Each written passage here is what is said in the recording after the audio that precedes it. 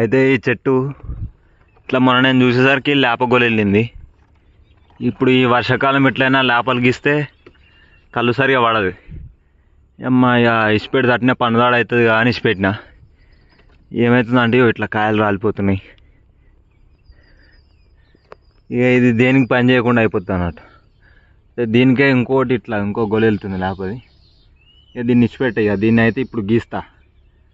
ఇది ఇసిపెడితే ఎట్లయినా కాయలు రాలిపోతున్నాయి. గీసి ఒకసారి ప్రయత్నం చేసి చూద్దాం, పడితే మన అదృష్టం బాగుంది అన్నట్టు. ఇక ఒకసారి ట్రై చేస్తా ఇప్పుడైతే.